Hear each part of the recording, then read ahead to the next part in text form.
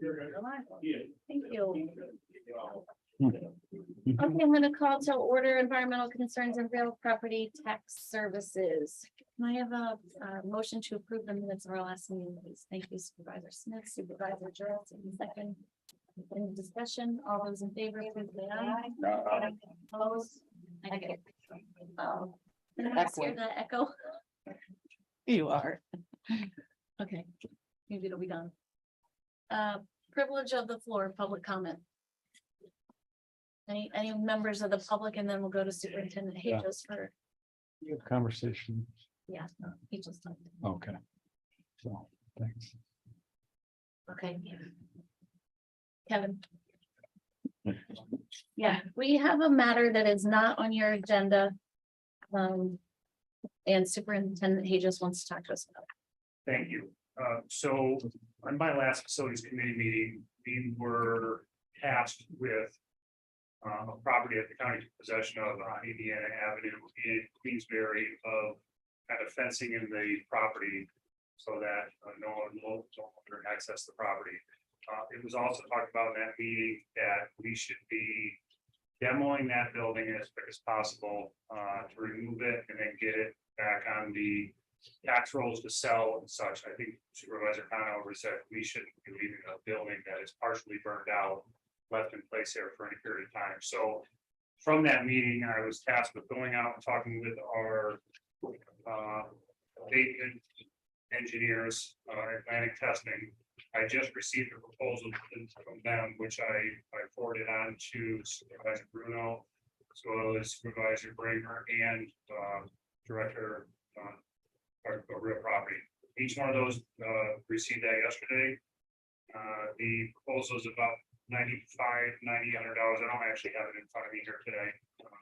I think it probably tell you it's 98. 99.42. 99.40.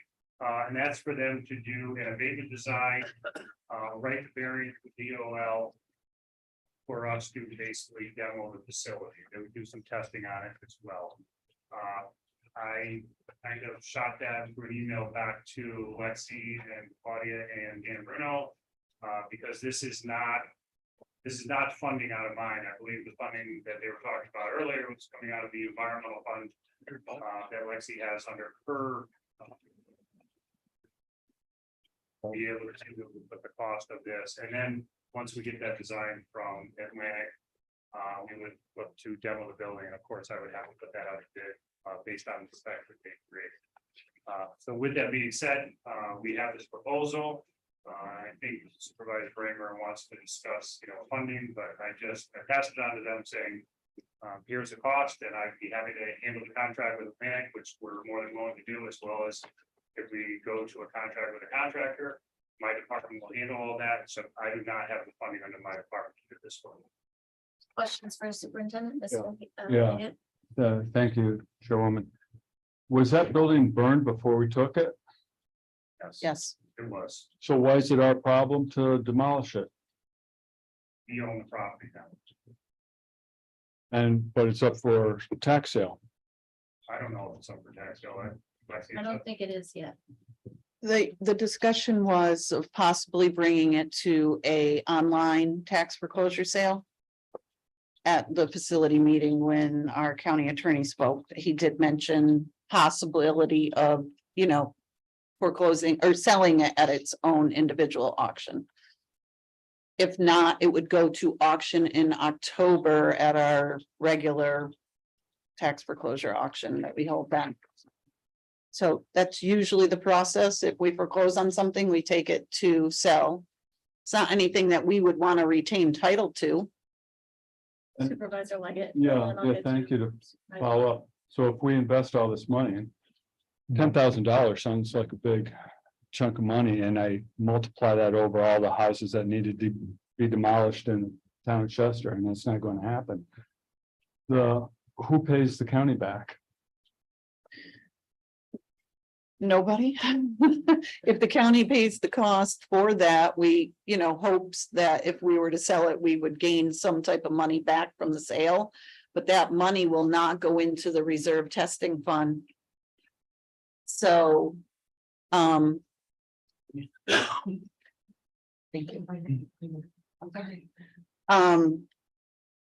That money would, we would hope to regain some of the funds, but where the property is located and the condition of the property, I don't think that we would gain enough funds back to recoup what we're gonna put out.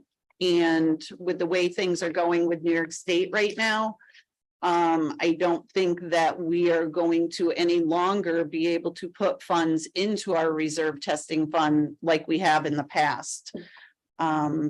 There is going to be major changes happening because of a lawsuit that happened. Was like, I think, Filer versus Hennepin County, and there was it was a federal case that was decided, and that is changing how everything can be handled going forward. There just hasn't been any decisions made as to the proceeds from the auction yet, as to how they will be dispersed or what the county will even end up with. So Supervisor McGowan. Thank you, Chairman. Well, 10 grand per house and, obviously. The previous owner's house burnt down, they got the money and walked away from it and laid it to the, It's a long story. okay, I won't ask. Okay, because most things like that are long stories, so. My question. Could be, and this might be for our attorney.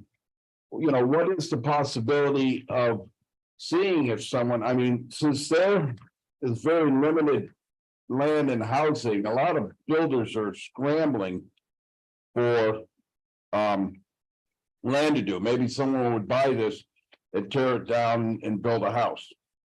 So why wouldn't we take the option of putting it online first to see if it's gonna go, put a minimum bid on it or whatever, you know?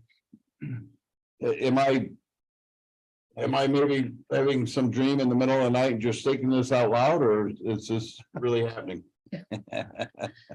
Superintendent Aegis, I'll come back to So the committee. from county facilities, for all who were at that meeting, the discussion came up, and again, I believe it was Supervisor Conover and Supervisor Bruno, that basically stated we shouldn't be leaving a house that the county owns now in a dilapidated state next to other residents, and it's a very tight neighborhood. The houses are on top of one another. Familiar with it. And now they have to put up, and they've had to put up, the neighbors looking at this property in this condition for quite some time. Supervisor Conover and Bruno both said we should be cleaning this up and it shouldn't be left in that condition. Then we can have a vacant lot that could be sold on auction or whatever. So that's where we got to this point. That $10,000 almost in that magnetic testing is a worst case scenario. They could write a variance that we believe, and we're in discussions with them, to DOL that basically says, we know there's suspect material in there, it's contaminated, we're not gonna go through a ton of testing, and we're just gonna consider the entire building hazardous, and it would dispose of it that way. So that is the worst case scenario that you see in that proposal. Supervisor Drossy. Yep, so the cost that we see is just for abatement, correct? That's correct. Do we have an idea what the total cost of the project is? I can't venture to guess. That cost would be $30,000, $40,000, $50,000. It all depends on their disposal locations. There's only certain facilities in this area that they consider hazardous material. I believe one of them is the town of County landfill, and they're trucking it down there. So I don't know. I can't predict what it would be. They've been all over the place. So is the fund that we're talking about using for this expense would be the other 50,000 from the same fund? Well, my concern about using any money is that the environmental testing reserve fund was set up for us to test properties before we take title to them. Right. We have already taken title, and this is now a county property. Supervisor Smith, then I'll come back to you. Brett. Yeah, just a couple of things. So we don't know if asbestos is there or not. It's already been looked at preliminary by two firms that the town of Queensbury had looked at it, and there's suspect material and I say suspect based on the age of the house and the adhesive for tiles, as well as probably the siding and. It's all look great. No, it's all look great. Burned right down. So the other questions I have is there safety or health issues with the property as it is now? There's a condemnation by the town, and that's one of the reasons that Atlantic, they gave us a proposal as it was, but if they feel with that condemnation letter from the town that. And it states that the property is unsafe, that they may be willing to walk in that property or in that building. I guess, That's based on the letter from the town. yeah, I guess, I mean, especially to the public, because if it's posing a hazard to the public, then this, it's just. Well, it's fenced Well, now. that's what I want to make sure of, that It it's, is fenced. that's not, it's not, because then I think we need to take a different tact on that, but if it's. If there's public's not any danger from it, I also worry about recovery of funds on this. I know it's an eyesore and all, but as Supervisor Wiggins says, I don't know if we can afford taking down all these houses that are like this in anywhere in the county. So I would probably first try to suggest, as everybody else here, see if somebody will buy it as is. So we've done that in the past with the individual online auction to see if we get any buyers. Lexi, not gonna be, but I promise. No, I just wanted to bring up that I know recently, like within the last year, the town of Queensbury had a similar situation.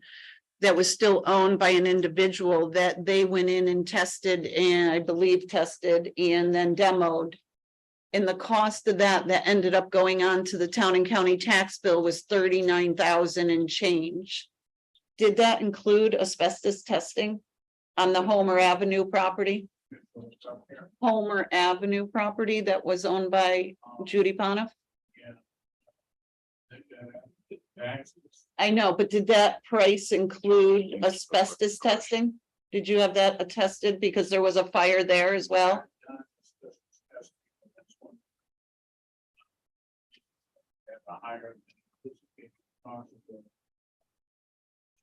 The demolition. Okay. So, I mean, I would assume it would be a similar cost, but I don't know. I don't know what that house looked like prior. I know what this house looks like. But so the cost would probably be pretty similar to that. I just don't know what they got for their cost of the asbestos testing. So it could be in that $40,000 to $50,000 range total. Supervisor McGowan. Yes, thank you. This is a no-brainer.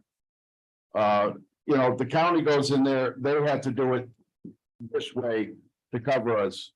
All right, a builder goes in there, they have different options and, might not be. So I would say that let's get, how long would it take to get this on the online auction to see if we can get someone that will take it?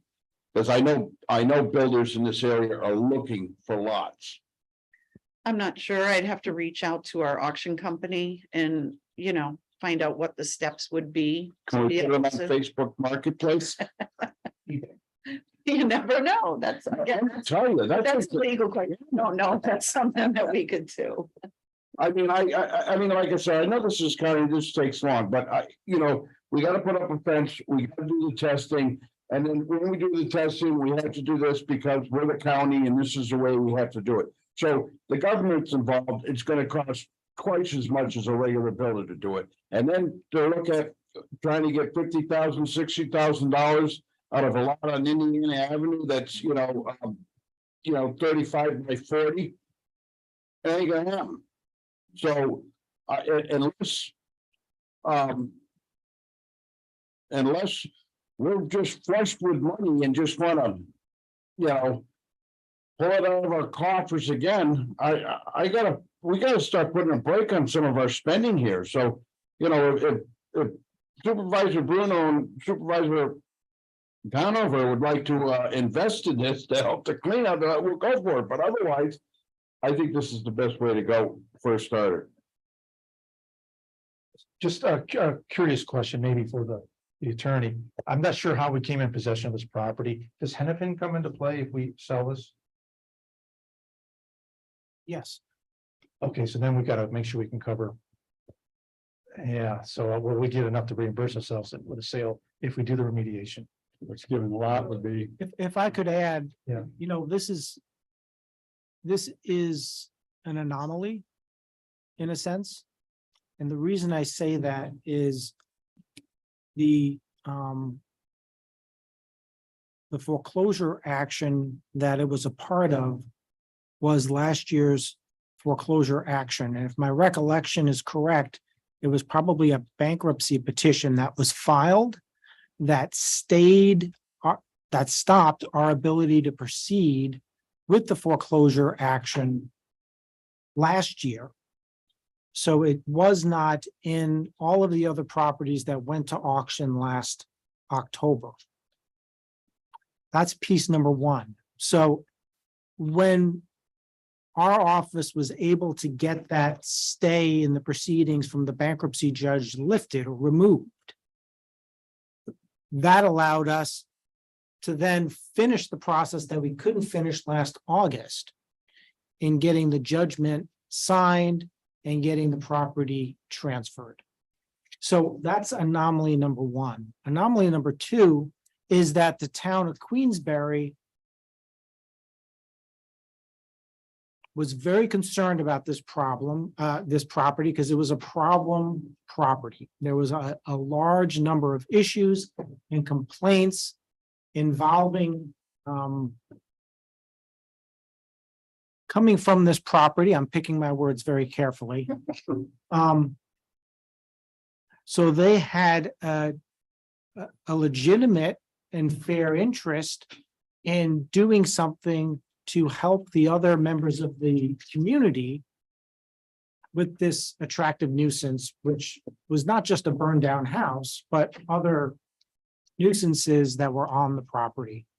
So in taking title separate from the normal course of things, because it was only for this one property that we completed the action, because all the other properties were completed last August and went to auction last October. We understood that we would be in a position far superior than to anyone else to also assist those same residents and members of the community that I'll say were suffering due to the legal limbo and status of this parcel and property. And that's why in part DPW went out and fenced it and posted it. They've taken other actions to assist in some other nuisances that were on the property that we've been able to clear out. And really, this is the last part of that. So it's not merely that there was a burned out building on this property. There was other significant issues. I would defer to anyone from the town of Queensbury who wanted to add to that. I just want to keep it very general. That it was having a real substantial, my understanding and what I've been told is it was having a substantial impact on quality of life. And it wasn't in a place or a position where we could just decide, nah, we're not going to go forward on it, because there was all these other issues surrounding this one property, which is why it was an anomaly. And it was different in kind from almost every other property that we foreclosed on last year and probably the year before. May I And then the third part is the Supreme Court issuing the decision in Tyler regarding excess funds. So, you kind of have that, it's track season in Saratoga, but we have that trifecta on this property. You don't have all of those things line up ever, or if not ever, very, very rarely. And at the end of the day, the county kind of serves the way the statutes are written by our legislature. Each of the counties is the payer of last resort for the municipalities. So at the end of the day, if Queensbury had to go forward on their own with the condemnation process to remove multiple nuisances from the property, there would have been a large amount of money added to next year's tax bill. when the county may not own the property anymore if we were successful in cleaning it or having it be scrubbed clean for resale. So the decision was to finish the process, follow the law. I can't speak for county facilities, but it did seem that their understanding and the intent is we're the county, we have obligations to all of our citizens, and we need to do what's right for this property, which is why DPW was tasked to move forward, and they've moved forward aggressively, which I think is necessary, because this is also a liability and an attractive nuisance on the property, despite our efforts to protect. So there's a lot of reasons why we're where we're at, which are, I believe, unique on this property. And some of the reasons why the county isn't a for-profit business, because we're not a bank and we're not going to turn a dollar on this when this is all over, is my guesstimate. I appreciate all of that background information. It is a little bit disturbing to hear that this has been going on for so long, and this is the first time this committee has heard about what a unique, anomalous property and problem property it is. I know it has gone to the other committee, but we're real property. We are here to manage the pieces of property the county owns through the foreclosure. So, and yes, we're not a for-profit entity, but we're also here to protect the taxpayers, and we're not here to clean up every single piece of property in the county. Cause I Supervisor got a Leggett. couple that could be cleaned up, and it's not an anomaly in town of Chester. We are looking at the same thing. That house and up in Pottersville should have been at a tax sale last year, and it was pulled at the last minute. And the place has been on our radar for getting it cleaned up. The town wasn't going to invest in it because it was all in limbo. But it's come into quality of life. We have the same exact situation. Neighbors have to look at this place. So we're gonna go in, we're gonna clean it up. It's a town problem. It's not a county problem. It's a town problem. So if the town of Queensbury thinks it's a problem, have them clean it up. If it goes back onto taxes, well, then they've just paved the way for what Chester is going to come in with in January as well. And that's a bill that is going to go unpaid, and we'll see who does it. My question is, this is a real property tax service concern. Why did it go to county facilities first? Because the county It owns was it. too late, and I did not have a committee meeting last month. So I did not have a committee meeting last month, therefore we could not take it before ours. We thought the next best thing to do was to run it through county facilities last month, because real property and environmental concerns did not have a meeting. So Larry presented it. I was also present at that meeting while this happened for the presentation. My thought is that there were other decision points in this process, like, going forward with the foreclosure proceeding after the bankruptcy was lifted or whatever happened. And then accepting title to something that we knew was a mess. And was it condemned at that point by the town of Queensbury when we There's a took possession? condemnation order in place. Although I'm not sure if it was final or if they had to go back and redo it at that point, because there might have been an error in the first order, but off the top of my head, I can't recall. But it was clear that the town of Queensbury, and the reason I say it was unique is because the town of Queensbury was going to go forward with cleaning, at least with testing the property, which would have prevented us from putting it straight out for auction, because we would have clearly had notice at that point that there was asbestos on the property. If that testing came back to show there was asbestos, and upon further review, it seemed pretty clear that there was going to be a high potential for asbestos to be found on the property.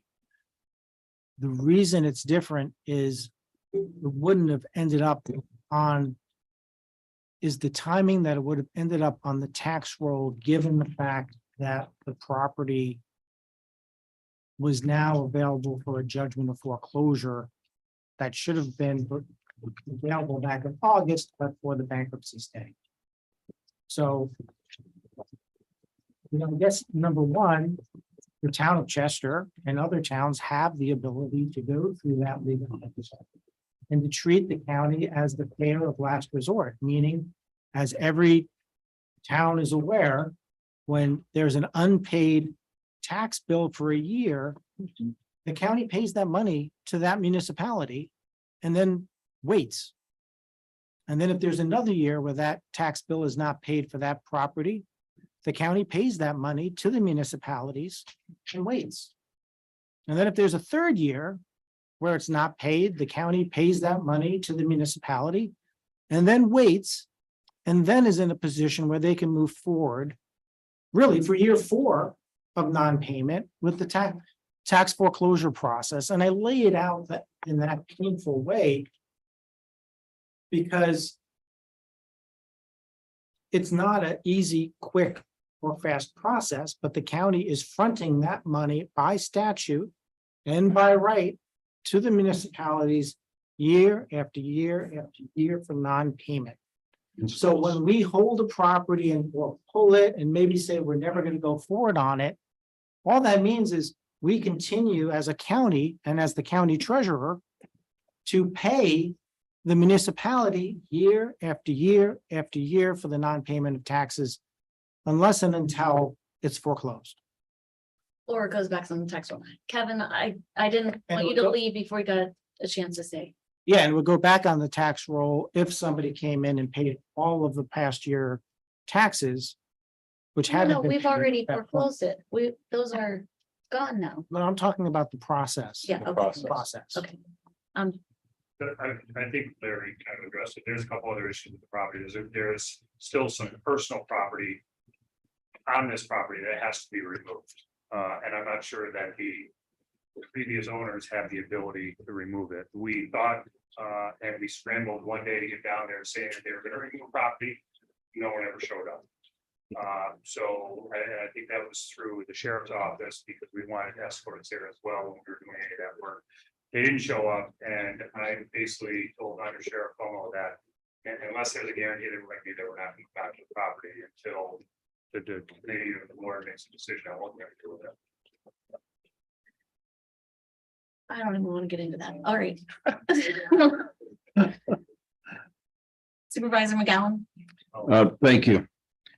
You know, I think I might have brought this up in the past, or I've probably thought about it, but you know, it gets very frustrating to me. Sometimes of how government works. Now, I understand, you know, let's look at the Mueller building. Queensbury was paid taxes for years on that, and the county still sitting on it. And you know, I really don't understand the concept. If we're not getting any taxes, why the county has to make the town hold for that? If there's no money coming in, there's no money coming in. I mean, if you look at it as a business, right? You know, it doesn't make sense, but Queensbury has gotten their money for their taxes. So why isn't Queensbury taking that money to clean it up? Because it's the Queensbury residents that are having to deal with it, not the people up in Horicon or Johnstown or Chestertown. It's our. Johnsburg. Or Johnsburg, yeah, I mean, it's our responsibility, I would think, the town, and they've gotten the money for this. So, you know, why do we have to burden and then go through all this process? How quick, my question is I would like to see if you can't get this on an auction ASAP. So I'm gonna make a motion that we get this on an auction ASAP to see if we can get a builder that will buy this and tear it down. Can Do I have a second? There's a motion on the floor. I don't think you need a second in committee.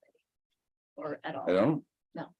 I think if I'm recollecting when this came down to trying to put the Mullins property out for auction in a separate individual auction, we ended up having to come up with extra fees for the auction company. Yes, they can hold those auctions for us, but what they're really set up for right now is to do our overall auction with a buyer's premium here at the county courthouse in October. We were allowed to do that. We could because of the way that the RFP was written, that they can do that.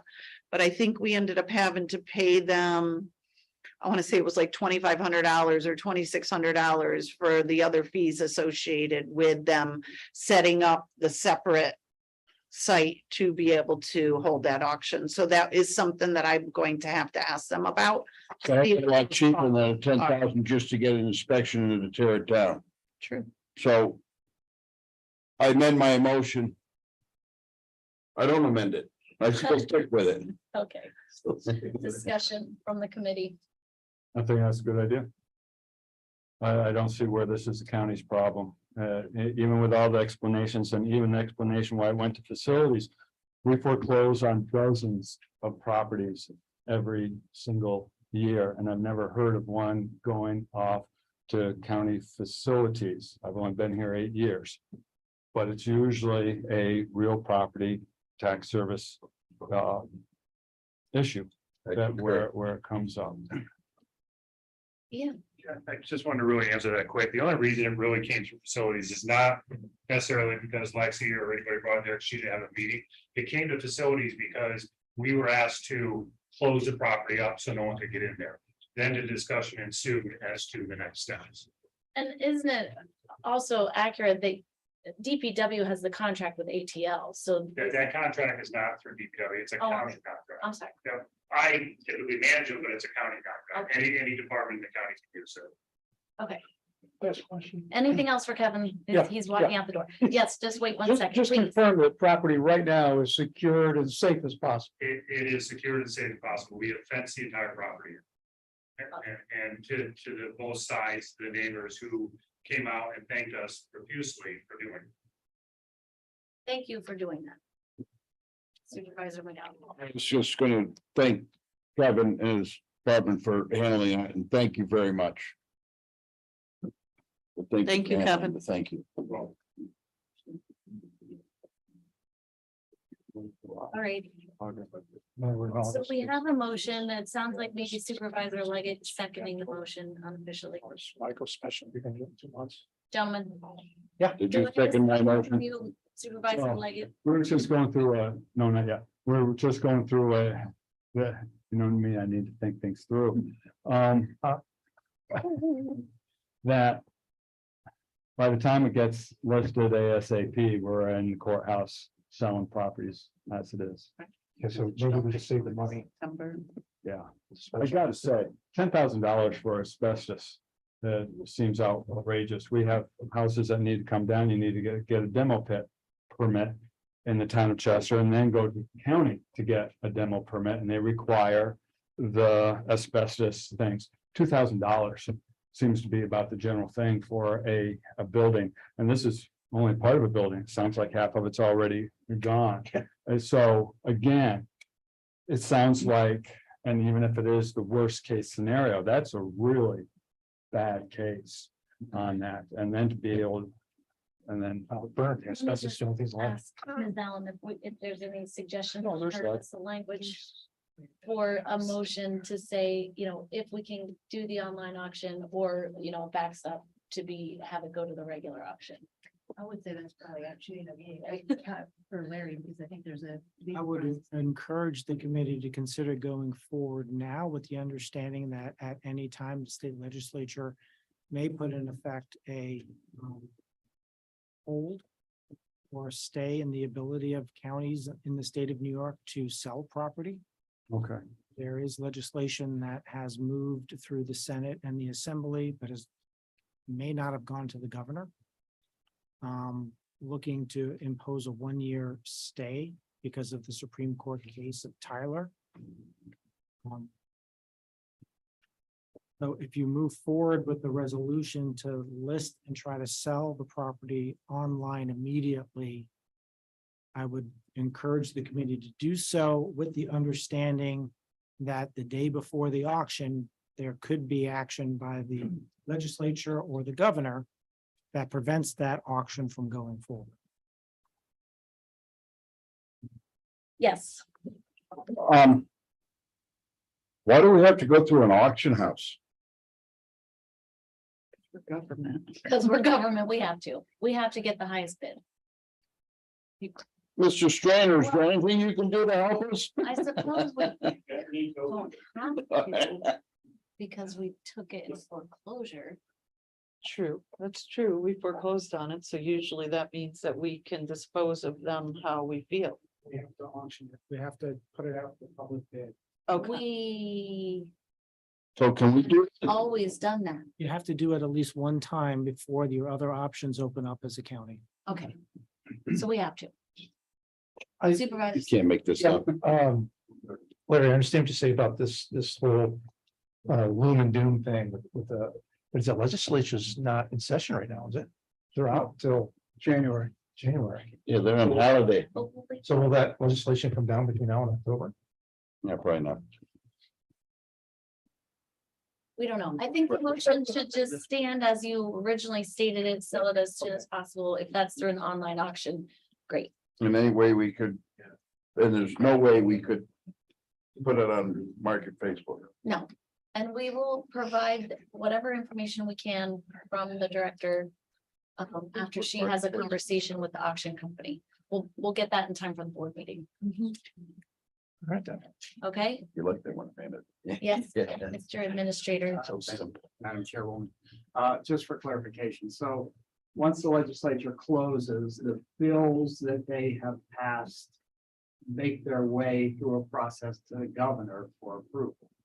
That could occur anytime from the end of the legislature to the end of this year. And I'll defer to the county attorney, but I believe that if the governor does not choose to sign certain bills before the end of the year, they automatically become law the next year.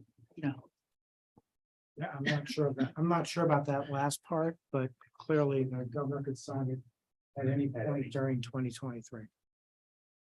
She, as far as I know, she has not signed it yet. She's not, that bill that was, okay, yeah. Madam Chairwoman, we were at Adirondack Intercounty Legislature yesterday, and Ryan Gregory from NISAC updated the group on things, and Tyler Hennepin decision was one of those items as well. It is a big unknown out there, and there was no indication of when or if this may come into law. Administrative fees was one of those things I think was under discussion and such, the details getting worked out on, can a county recoup what they put in, all of the county attorney's time? That's huge on any one of these foreclosures, and others. So could that be added on to the value of the property and deducted? And I'm sorry, while I was confirming that, I missed. Are we going forward selling it right now? We're gonna stick with the motion, which was to sell it as soon as possible. And we will get further information about how soon that is, but using the online option. Need to vote on that? We didn't vote yet. Are you ready? Ready? All those in favor, please say aye. All right. Opposed? That carries unanimous. Thank you. All right. Any further? Okay, let's go to the Oh, hey, tax quick question. exemption. Yes. If I happen to find someone that's interested in doing that. And a builders, and they approach the county, Tell is that them, wrong? tell them that when the online auction opens, they should put in their bid with anyone else who's interested in the property. Yeah, can I just maybe ask one more quick question on that? I think that a question that may be posed to me when I do reach out to them is, or does the county want to set a minimum bid on this? Typically for our tax foreclosure sales, we do not do that. So I'm just asking that question in case it is posed upon me. Let it go. Okay, we'll get into it. Fence. think, No fencing and back taxes, correct? yeah, I don't know that amount either, but typically when we have our auctions in October, we do not set a minimum bid. We have, If I Not done recall, the last time we tried to do something like this too, from a practical standpoint, they preferred to do it with no, it's easier for the online thing to just set no minimum. So that they can go up from one. No, I could be wrong. What do you think? I don't recollect that, so I'm just saying, I'm gonna talk to them and see what they have to say. I can report back via email if that works for everybody, whatever I find out. Yeah. Okay, Okay, thank you. No, because we couldn't do anything anyways to another meeting, so, Okay, correct, okay, sorry. so the other item on the real property agenda is the firefighters ambulance workers exemption. And hand it off to our county attorney. please.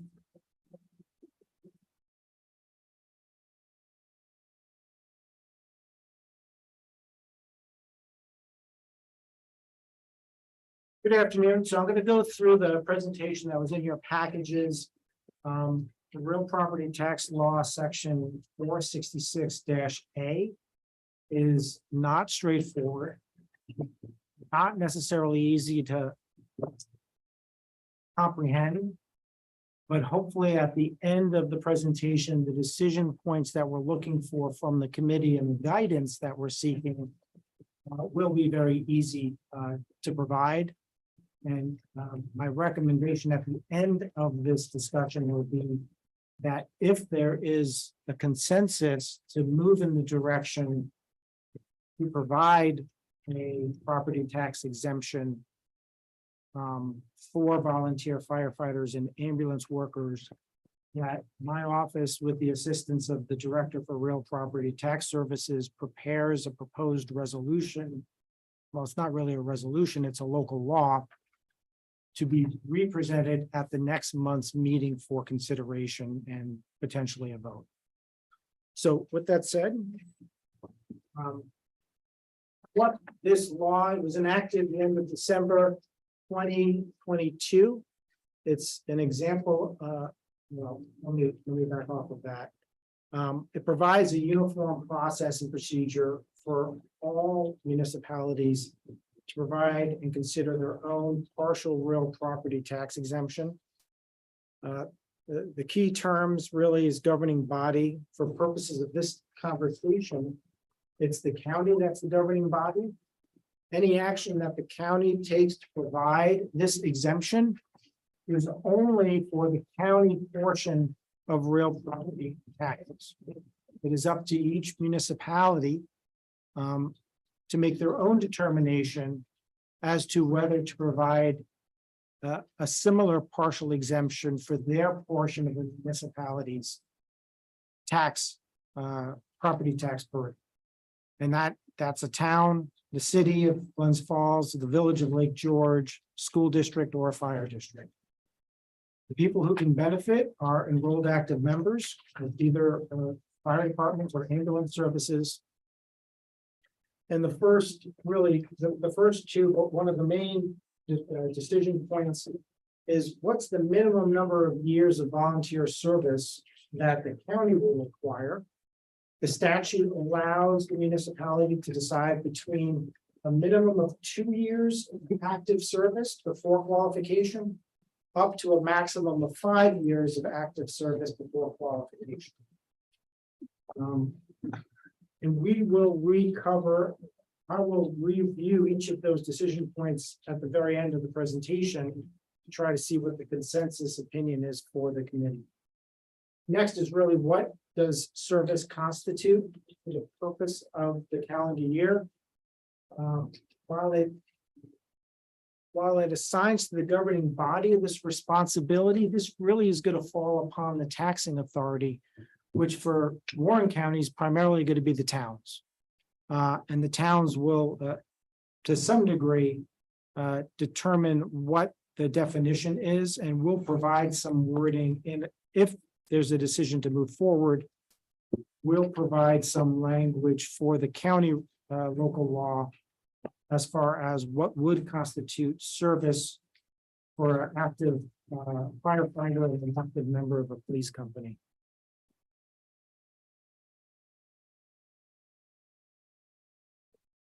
So applicants have to be enrolled members. Some of the requirements of the statute are first that the member of the volunteer company must own the property in order to receive the partial tax exemption. So if the member is renting property, potentially if there's a life estate, well, that's kind of an open question. A life estate is usually a estate planning tool that's used where ownership of the property title is vested in other individuals or entities. And a person is given a life estate, meaning they have the use of the property until their death. We're not 100% clear yet because it's a new statute, whether a life estate interest is sufficient to qualify. And then properties that are held in trust may also not qualify. In order to qualify, the member of the service has to actually apply. They have to submit what's the form RP 266A, which is a form created by the Department of Taxation and Finance. And then that gets submitted to, in our case, the towns for review and approval at the town level. The third decision point is how much of an exemption to provide for. The statute allows the county to do from 1 to 10%. And that's of the assessed value.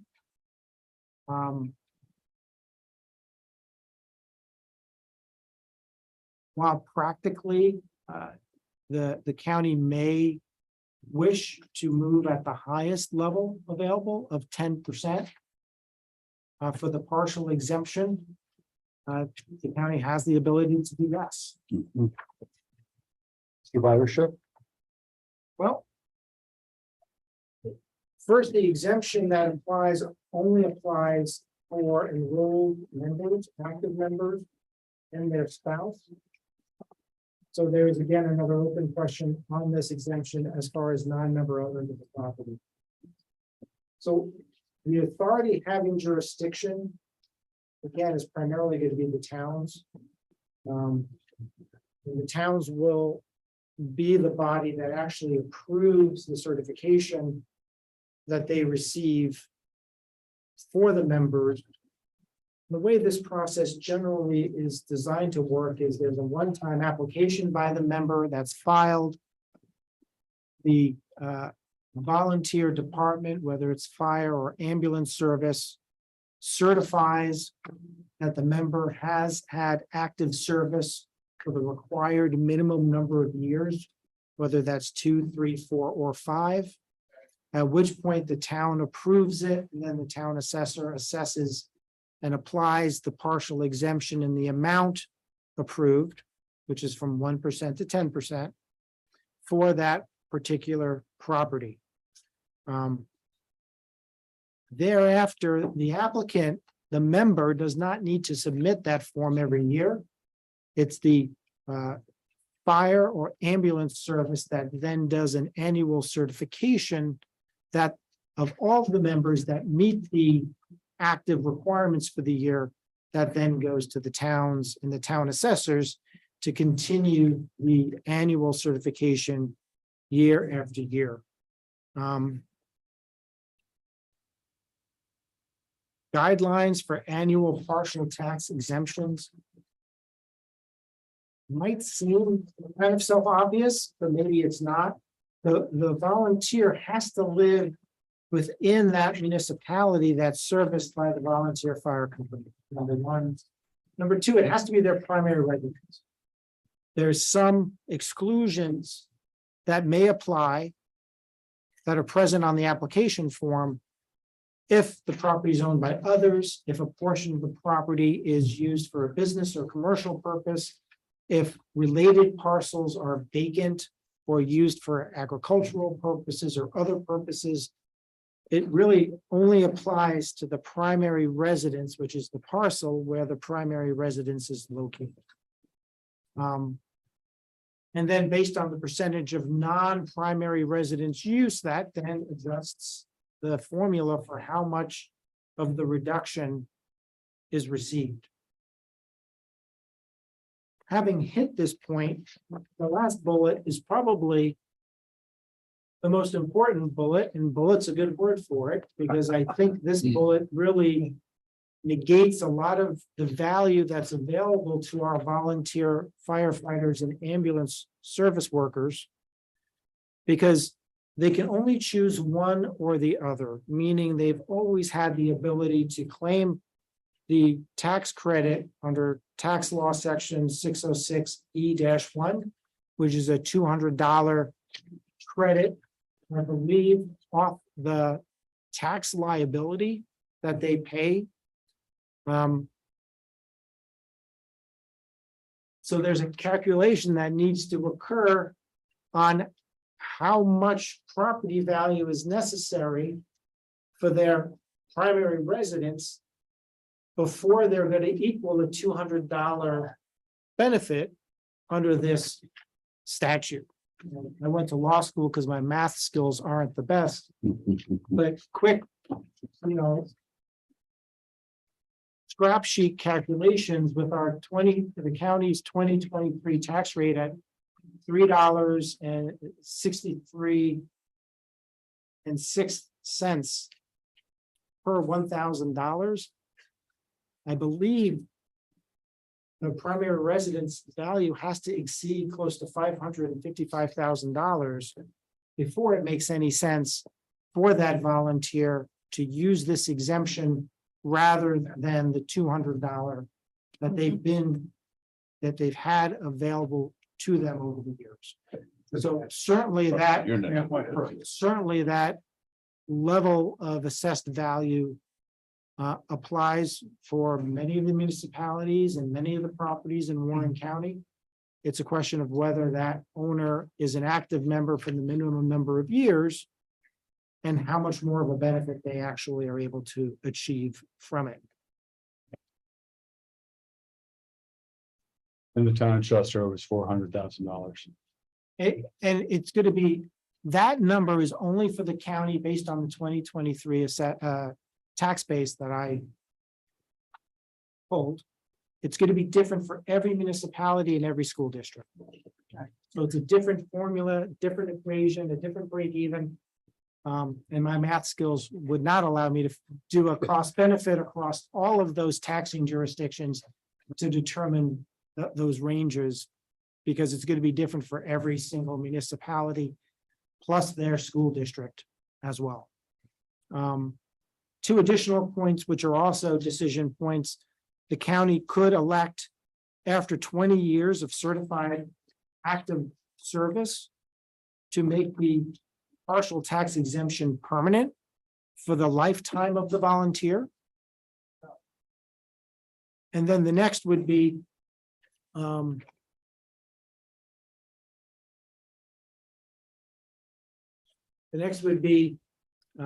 making, after 20 years of certified service, that upon that volunteer's death, that an unremarried surviving spouse, so the spouse who does not get remarried can continue to receive that partial tax exemption, but only for the same property that was receiving that partial tax exemption at the time the volunteer died. So it's really two tiers. The first question would be, would the county's proposed local law make it permanent once a member has 20 years? And then the next question would be, if you take that first step, will the county make it a continued partial exemption for the surviving spouse? So the statute requires for only as long as he or she remains unmarried and remains in the same residence that was receiving it during the volunteer's life. And then the last, I believe, decision point would be for electing for a deceased volunteer firefighter or ambulance worker who dies in the line of duty, whether an unremarried surviving spouse could continue that partial exemption for the next 5 years after the death of that volunteer firefighter or ambulance worker, so long as they had 5 years of service minimum at the time of death. I have skipped over substantial content that's in your handouts. but I have hit each of the main decision points. As you'll see on the screen, the requirements to enact this partial tax exemption would be a public hearing and a local law. It would be a local law without a referendum. And that's per statute. So these are the decision points and consensus points. I guess the first real question is whether the committee feels there's a desire to move forward with further discussions in preparation of a draft local law for the committee to consider next month. And then if so, we would move through these 6 points to get a consensus feeling of what that local law should look like. Let's just, do you guys want to go through this today? The questions to try to get us prepared for a resolution next time? Is that a yes? I guess the question is, do we want to go towards a resolution? Yeah. I'm asking. I think, So, It would be a local law that we would go. right, Right. right. yeah, So, Madam Chairman, if I might add, we just went through this exercise earlier this year. We had a local law in the books using the exact same thing. County attorney's math is, and yours are pretty close. I am an engineer, so my math is good. And I'm from the 101st, not the 82nd, so there's a lot of other things there. So, there, when we went through this, there's no benefit for the firefighters directly in this. Their $200 exceeds what this will offer. However, that being said, two things that two reasons why we did this. One, why wouldn't we? These are volunteer fire people. Why wouldn't we give them an option? Two, it's the survivorship that made a difference. Because that's a benefit to the spouse. So that they might lose that 200, that spouse would still have an opportunity to have some tax deduction because her husband made a risk and sacrificed his life on many occasions to fight fires. So I think we should go ahead with that. Oh, Johnson. Let me just take the committee. Yep. Consensus first, then I'll go to the public, to the other members of the board of supervisors. the town of Chester passed local law. We did 2 years of service, 10% exemption. Survivorship involved there for unmarried. For a spouse that does not remarry, living in the same house. The numbers within our fire districts, we have 2 in the town of Chester. Very few people would be affected. Most of them are better off with that $200 exemption, but it is one of those things that we are all facing. It is volunteerism, and every little bit, can help. So I think it's a sign of support on our behalf. I'd be in favor. Okay. Anybody else? Supervisor Stroud.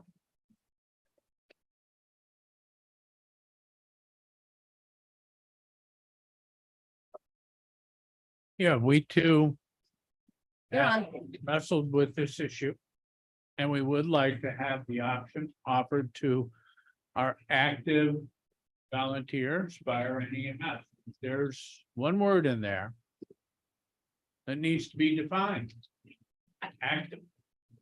Now, you can use a pre-existing definition like the LoSAP, which is the length of servants program. Or you can develop your own statutory definition of active. New York State doesn't offer you one. So you have volunteers in the fire and EMS world that are members, but are not active members. Do they get the same up to 10% reduction in their assessment? So you have to define active. Now, at the town, we have a LoSAP program. We can use that definition for active. And that means that you have to earn 50 points. And you can earn 50 points through training, equipment repairs, going on calls, all that adds up with points. Those people with 50 or more points get that award that year for the LoSAP program. All right, so you can make the same definition and have that as the definition for active. That's one of the things that I think you have to work out, defining active. Thank you. And that's definitely one of the decision points for the committee as far as what the definition is going to be. I've pulled up on the screens that introduction slide at the bottom, which kind of lays out the choices that we're aware of, which is really the statutory definition versus LoSAP as being the definition and meaning for the term active, because it is two parts. You have to be enrolled and you have to be active. So being enrolled for the year is not sufficient. You have to be active, and it's the fire or ambulance service departments that then certify that on an annual basis to the towns and the town assessors based on that definition. And I'm not, it's not a legal issue which of those we use. That would be a decision point I would look to the committee to provide so we can draft a local law for the committee's consideration. Well, we are a little over time. Does the committee want to ask the county attorney to start preparing the local law? And then we can look at the decision points, or does that not give you enough? It would help to know what the committee's preferences Okay. are, and there's only a handful. One is, if we put active to the side for a moment, how many qualifying years of service before the exemption applies? Two, I think we did. 2 active years, Yes, and by active, oh, sorry. Go ahead. And active is not membership, but active, going on call. Training. Complete involvement. so we'll look to draft a local law that uses LoSAP as the tracking mechanism, and I'll confer on what that point number would be. I don't know if, I am not familiar with the different departments in LoSAP and whether they have different requirements for numbers. But we'll try to figure that out before the next meeting. All right, I'm the one here just speaking out loud, so if anybody disagrees, chime in, but it sounds like Chester and Gunsberg have moved this. I think this is a good thing for our volunteers. The numbers are hard to come by. People are just aren't reaching out. So all we can do to help out our active members, I think it's a good thing for the county, and the whole county benefits from this. And then the next question is whether the maximum benefit of 10% would be the percentage to apply. Would you guys do, Tim? Yeah, but if it's helpful, I can provide the county attorney with our local law, just for you to look at. I can pull them off. They Okay. would have been filed at this point with the Right. Department of State. Yeah. I'm happy with 10. Okay, and then the last 3 points is, does it become permanent for members who are active and certified for 20 years? Yes, Yeah. Does it apply to their surviving spouse when that member dies? yes. Yes, And if there's a line of duty death where the member had 5+ years of active service and was already using this exemption, can the surviving spouse continue to claim it going forward? Which would be, Let me guess on all of them. that's, those, you've just helped me to be able to prepare and distribute something for next month's meeting. Thank you. So happy to be of help. Yeah. I want to thank the county attorney for putting together such a great presentation on a complex issue for committees to be able to make well-informed decisions. Information like that is valuable. I wish I could take all the credit. I do credit Chris Briggs for doing the legwork on it, as well as our director for real property tax services, who helped us in checking it and making sure we were moving in the right direction. On the something slides. perfectly So, designed. thank you to both of you. So I see you'll provide us a draft, and there's still some outstanding language about active, and then the administration of the annual certification process that goes hand in hand with the active, right? And if I may suggest, Okay. the LoSAP might be the way to go. That would be a uniform across all. I just don't think all of our towns departments use that. And I know Chester does, and Pottersville was going to sign up on it. So, I can take care of that offline. Yeah, yeah. Hopefully, it seems like the easy way to make sure that there's active service that's a qualifying and objective benchmark. Great. yeah, and the taxable status date, March first. We're okay. We have plenty of time, as We have plenty of time. thank you. long as we don't drag our feet too long. Yeah, just Yeah. one question. Yes. You can fill us in on the next month, but you gave us a list of tax delinquent properties. Mhm. We no longer have a last chance meeting. Mhm. Since you gave us that list, did any of those properties come off of for payment of taxes? Since I gave you that list, it's probably changed because I think there was probably 50 plus. So currently, as of July 26th, there was still 40 properties still in, 23 of those being residential. That's what we have at this point. I'm assuming that's what is going to be going forward in the motion that gets prepared for the courts. Well, they would have to, right? There's no other way except for a person to file bankruptcy. Or some other legal proceeding that they bring. That would be correct. Question for the county attorney. Yes, or the state of New York legislature. or Well, governor okay, signing up yeah. on the Hmm. Stay in all proceedings. Which puts everything in limbo for the year. So my office is intending to prepare and submit motion papers to obtain a judgment. And a judgment that'll comply with Tyler v. Hennepin County, meaning setting aside an escrow or reserve for any properties that would be sold in the future in excess of the amount due to Warren County. Okay, so all those properties after the last day to redeem, there's no administrative process. It's only the litigation process. Correct. Yes, Got it. What's the foreclosure process? No, some of these are 5, 6, 7 years, and enough is enough. Yeah, they're going Right, forward. It so- shouldn't be that many years out. Well, if somebody entered into a bankruptcy, they could have 10 years. I mean, it's kind of crazy if somebody enters into a bankruptcy, what can happen? Because they'll enter in, it'll get kicked out, and then they'll enter back in, and so there's always a give and take. So some of those could be longer. Typically, though, if it's a residential property, it's 3 years. And in the 4th year, we foreclose. If it is vacant land or commercial land, it's 2 years, and in the 3rd year, we're doing foreclosure. If there's more than, in excess of 4 years, how does that happen? How do you avoid foreclosure? How do you get the year 5, 6, 7? So there's one for example, that I'm looking at right now in Lawrenceburg. They owe us all the way back to 2014, but it's because she was in bankruptcy.